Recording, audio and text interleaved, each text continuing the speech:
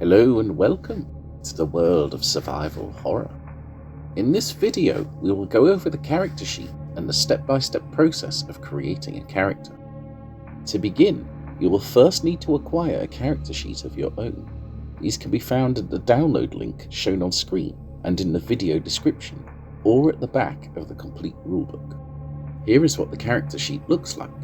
It allows you to track and record everything you need to know about the character you create. During this video, we will see the process used to create a character, Jenny Lee. All of the information covered in this video can be found in the complete rulebook starting on page 11.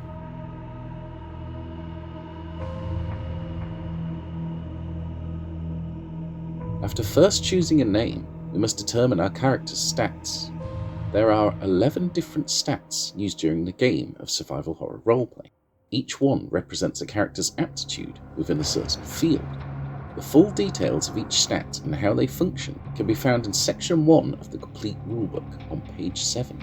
But as an overview, the stats are as follows: firearms, close combat, strength, agility, healing, awareness, stealth, survival, command authority, persuasion, empathy, systems, and knowledge.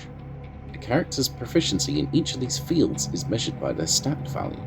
A character with a low stat value is considered to be pretty bad or below average in that field, whereas a character with a high stat value is considered to be good or above average at that particular thing.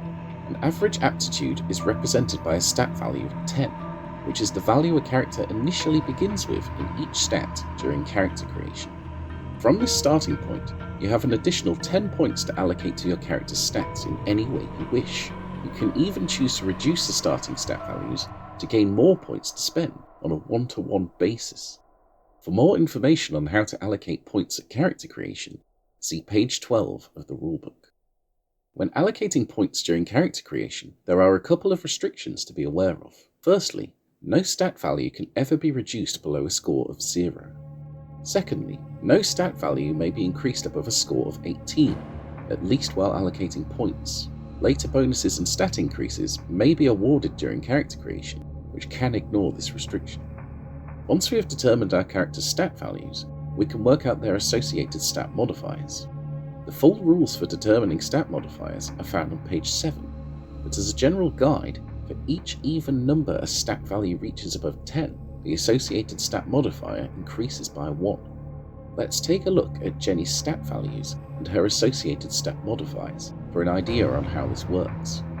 Notice that when a stat modifier is dropped below 10, Jenny's modifier also drops to a negative number. With this step completed, we can now move on to step 2.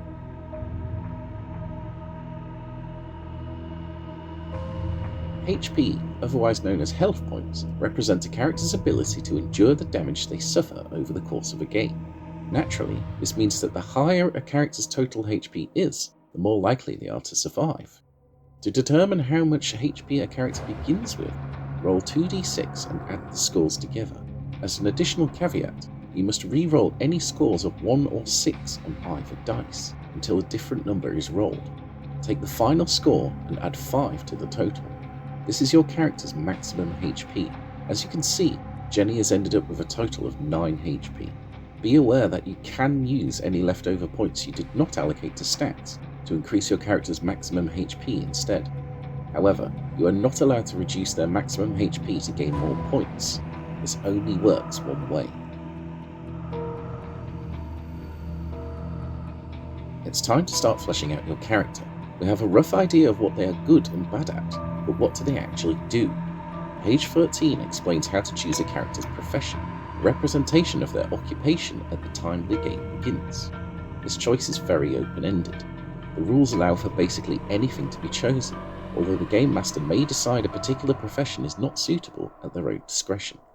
Whatever profession you choose for your character, they will gain a variety of bonuses to represent the accumulated knowledge, skills, and training they have acquired from the role. For instance, Jenny Lee is a nurse.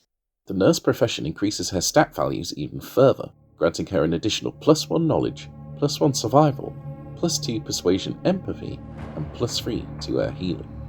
In addition, she gains the knowledges human biology and hygiene, and the systems, hospitals, and medical equipment. This means she can now take part in any skill checks involving these specific fields. Make a note of any profession bonuses on your character sheet, and then proceed to the next step.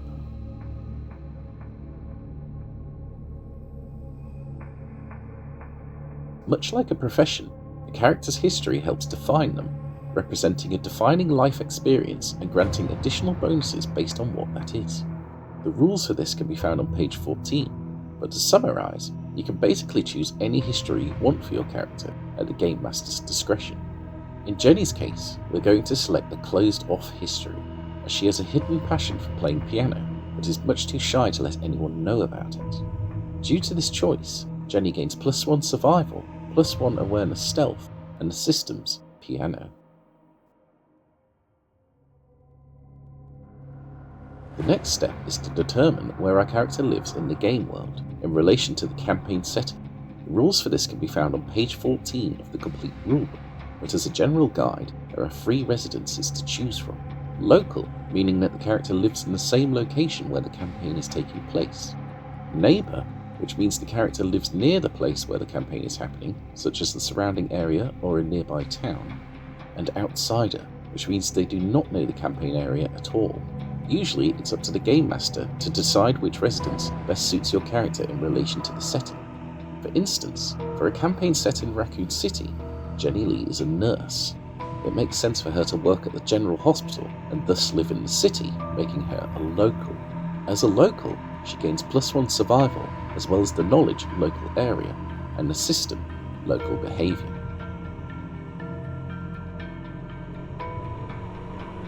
Now that we have acquired all of our characters' starting bonuses, we can update their stat modifiers accordingly. We can also now work out their defense scores. Page 16 of the rulebook has the details, but for a basic overview, our character has 2 defense scores which determine how difficult they are to hit by any attacks that target them during a game. Ranged defense is applied against ranged attacks, representing the score a ranged attack needs to equal or exceed in order to hit our character. Obviously, this means that the higher a character's ranged defense score is, the better it is for them. A character's ranged defense is worked out using the following formula: 10 plus their agility modifier, plus their profession bonus if they have any, plus any other bonuses they may have acquired. For instance, Jenny Lee's ranged defense equals 10 plus her agility modifier of +1, for a total of 11. She has no profession or other bonuses to apply to this formula, and so it is relatively simple. Close combat defense works much the same way, but as you may have guessed, it is applied against melee attacks targeting the character. The formula to determine close combat defense is 10 plus the character's close combat score, plus their profession bonus, plus any other bonuses. For Jenny Lee, with her close combat modifier of 0 and no other bonuses, her close combat defense works out as 10. We know so much about how our character acts and their life, but now it's time to work out their appearance. For this, you can choose anything you wish. For Jenny Lee, we will say that she is of Asian descent, with black hair and brown eyes. She is 25 years old, 5 feet 5 inches tall, and weighs 126 pounds. As a notable feature, she has a butterfly-shaped tattoo on her right arm. Take some time to work out how you want your character to look. The next step is to work out how fast our character can move. The default speed for any character is 4 squares or 20 feet. This means that during combat, every action a character uses to move will allow them to move up to 20 feet. However, characters with a particularly high or low agility score will have their overall movement affected in some way. The full rules for movement can be found on page 41 of the complete rulebook, but for this step in the character creation process, we only need to consider our character's agility modifier. Here's how it works. Every turn they have, a character gains an amount of free movement equal to their agility modifier. For example, a character with a +2 agility modifier will be able to move 2 spaces or 10 feet without the need to spend any actions during their turn. A character with a +0 agility modifier will not gain any free movement at all. They will need to spend actions to move. Jenny Lee's agility modifier is a +1, which means that every turn she takes, she will be able to move up to 5 feet or 1 space without spending any actions. Negative agility modifiers also reduce speed in this way. A character with a -1 agility modifier will have to reduce their movement speed by 1 space, or 5 feet, the first time they perform a move action during their turn. Likewise, a character with a -3 agility modifier will only be able to move 5 feet during their first move action of the turn. This can of course become quite extreme. A character with a -4 agility modifier is so slowed that they cannot move at all the first time they perform a move action during their turn, while a -5 agility would result in this, plus a further 5-foot reduction on their second move action. Good luck escaping monsters with that kind of speed. Anyway, with our speed determined, let's move on to the final step. At the Game Master's discretion, a character may start the game with a number of items and equipment. If this is the case, these items should be recorded in your character's inventory. For details on how the inventory works, see Section 5, page 61 of the complete rulebook.